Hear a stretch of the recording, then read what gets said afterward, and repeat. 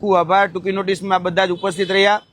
ખાસ કરીને આજે એક એવા કૌભાંડને ઉજાગર કરવું છે કે જેને જાણીને સમગ્ર ગુજરાત ચોંકી ઉઠશે। જોવા જઈએ તો આજે જે કૌભાંડ ઉજાગર કરવા જઈ રહ્યા છે તેમાં જે વ્યક્તિ નથી અંબાજીથી ઉમરગામનો કે નથી ગીરબડ્ડો આલેચનો કે નથી એ વ્યક્તિ કે એના પૂર્વજો કે ગીરબડ્ડો આલેચના, પરંતુ આ વ્યક્તિએ ખોટું આદિવાસી સર્ટિફિકેટ ઉપજાવી કાઢેલું અને જાતે બનાવટી ઊભું કરેલું એક સર્ટિફિકેટના આધારે નોકરી મેળવેલી છે અને વર્તમાનમાં જુનાગઢ જિલ્લા રજિસ્ટ્રાર કચેરીની અંદર નોકરી કરી રહ્યા છે એવા નરેન્દ્રભાઈ ભીખનભાઈ ગરચર, જે વ્યક્તિનો પરિવાર અને જોવા જઈએ તો એના બાળકોનું જે સર્ટિફિકેટ કાઢવામાં આવ્યું છે, એટલે કે અનુસૂચિત જનજાતિનું જે સર્ટિફિકેટ છે એ સર્ટિફિકેટ ક્યાંક ને ક્યાંક ખોટી રીતે કાઢવામાં આવ્યું હોય એવું બાબત અમારી સામે આવી છે। હકીકતે જોવા જઈએ તો જે 1977ની સાલનું જે એસટી પ્રમાણપત્ર કાઢવામાં આવ્યું છે અને જેમાં સંદર્ભ આપવામાં આવ્યો છે ફોરેસ્ટ વિભાગના દાખલાનો, જોવા જઈએ તો તમારી સામે આ બંને પ્રસ્તુત કરું છું કે આ છે એ અનુસૂચિત જનજાતિનું સર્ટિફિકેટ છે। હવે આનો જે સંદર્ભ આપવામાં આવ્યો છે એ રેન્જ ફોરેસ્ટર જામજોધપુરનો સંદર્ભ આપવામાં આવેલો છે, તેના ઉપરથી આ સર્ટિફિકેટ કાઢવામાં આવ્યું છે। આ સર્ટિફિકેટનો જે આધાર મામલતદાર ભાણવડે જે કાઢ્યું છે એ મામલતદાર ભાણવડ ના જોઈ શકો છો તમે કે એના હસ્તાક્ષર અને આ જે હસ્તાક્ષર છે એ બંને એક જ વ્યક્તિના હસ્તાક્ષર છે। વાત બીજી કે અહીંયા જે સિક્કો મારવામાં આવ્યો છે રેન્જ ફોરેસ્ટર, અમે જ્યારે આ બાબતની ક્રોસ વેરીફાઈ કર્યું ત્યારે રેન્જ ફોરેસ્ટર નામની કોઈ પોસ્ટ આખા વન અને પર્યાવરણ વિભાગની અંદર ઉપલબ્ધ નથી, એટલે આ પોસ્ટનો ખોટો સિક્કો મારવામાં આવ્યો છે।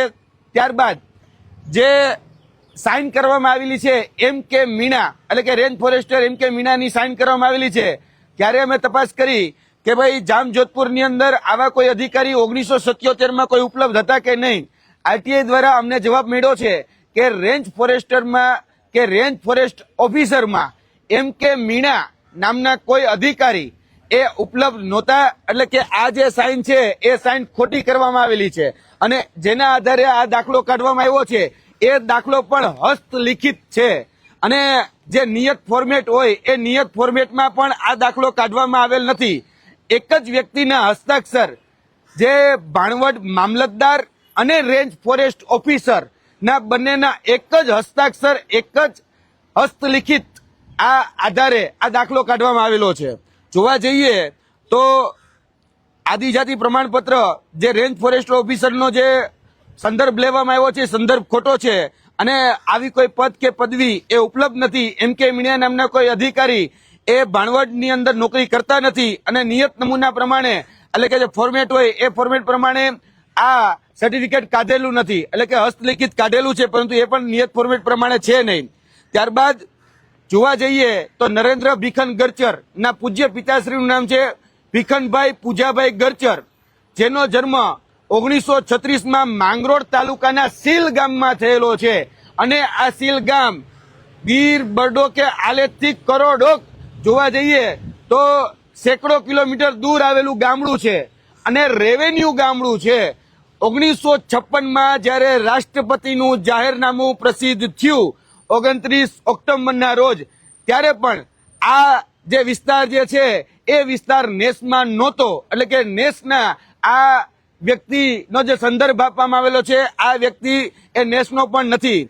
બીજું કે આ વ્યક્તિ પણ નોકરી કરતો હતો, એટલે કે ભીખનભાઈ પૂજાભાઈ ગરચર એ સરકારી નોકરિયાત હતા। જ્યારે અમે એની સર્વિસ બુક તપાસી ત્યારે એ સર્વિસ બુકની અંદર પણ એ જનરલ કેટેગરી જે છે એ જનરલ કેટેગરી જ લખવામાં આવેલી છે। રેવન્યુ રેકોર્ડમાં જે સ્થાવર મિલકત જે છે એ સ્થાવર મિલકત જે છે એ રેવન્યુ ગામમાં આવેલી છે। ત્યારબાદ 2006 નરેન્દ્રભાઈ ભીખનભાઈ ગરચરના પોતાના જે દીકરા અને પોતાના જે દીકરી એનું અરજી કરવામાં આવી માંગરોળ મામલતદારને કહેવામાં આવ્યું કે ભાઈ અમારા દીકરાના આદિજાતિના સર્ટિફિકેટ ઇસ્યુ કરવામાં આવે અને સંદર્ભ તરીકે જે આધાર લેવામાં આવ્યો એ આ બોગસ જે નકલી એના પૂજ્ય પિતાશ્રીનું જે આદિજાતિનું પ્રમાણપત્ર હતું તેનો આધાર લેવામાં આવેલો। ત્યારે જોવા જઈએ તો હસ્તલિખિત જે આધાર હતો, પ્રમાણપત્ર હતું, એનો આધાર લેવામાં આવ્યો. મામલતદારે ખરાઈ કરવા માટે જામજોધપુર મામલતદાર, જામજોધપુર કલેક્ટર, ભાણવડ માટે અલગ અલગ પત્ર વ્યવહારો કર્યા છે. એ તમામ પત્ર વ્યવહારો અમારી પાસે ઉપલબ્ધ છે. આ પત્ર વ્યવહારની અંદર તમે જોઈ શકો છો, નાયબ કલેક્ટરે જે પત્ર વ્યવહાર કર્યો તેમાં સ્પષ્ટપણે લખવામાં આવ્યું છે કે વિગતનું રેકોર્ડ મળી આવેલ નથી. અનુસૂચિત જનજાતિના દાખલા રેકોર્ડની ખરાઈ થઈ શકે તેમ નથી. હવે જેની ખરાઈ જ ન થઈ શકે એનો આધાર લઈ, એનો સંદર્ભ લઈ અને એના દીકરા દીકરીઓનું ક્યાંક ને ક્યાંક આધાર જે અનુસૂચિત જનજાતિનું પ્રમાણપત્ર એટલે કે એસટી કેટેગરીનું જે પ્રમાણપત્ર છે એ કાઢવામાં આવેલું છે. હવે જે ડોક્યુમેન્ટ જ ઉપલબ્ધ નથી, જેનો આધાર જ ઉપલબ્ધ નથી, એનું ક્યાંક ને ક્યાંક સંદર્ભ લેવામાં આવેલો છે. અને આ ત્રણેય જે બે દીકરા અને એક દીકરી એનો પણ આધાર લઈ એનો પણ કહી શકાય કે અનુસૂચિત જનજાતિનું પ્રમાણપત્ર કાઢવામાં આવેલું છે ખોટો આધાર લઈને. રાજકીય છત્રછાયા અને રાજકીય પીઠબળના જોડે આ જે આધાર કાઢવામાં આવેલું છે 1999માં નરેન્દ્ર ભીખનભાઈ ગરચર જે હતા એની ઉપર 100 કોસ નોટિસ એ આપવામાં આવી હતી કે તમે એસટી કેટેગરીમાં આવો છો એનું પ્રમાણપત્ર રજૂ કરો. અરજદારે પોતાના દાવાના તમામ જે પુરાવાઓ જે છે રજૂ કરવાના હોય અને સ્પીકિંગ ઓર્ડર ફાઇલ કહી શકાય કે વિશ્લેષણ સમિતિ છે એને સ્પીકિંગ ઓર્ડર રજૂ કરવાનો હોય. 1999 થી લઈ 2026 સુધીમાં આજ દિન સુધી વિશ્લેષણ સમિતિ હોય કે આની બીજી અન્ય સમિતિ હોય એને આજ દિન સુધી સ્પીકિંગ ઓર્ડર જે છે એ પાસ કર્યો નથી. આજ દિન સુધી વિશ્લેષણ સમિતિ આનો કોઈ ખુલાસો કર્યો નથી. અત્યાર સુધી ઘણી બધી અરજીઓ આની પર કરવામાં આવી.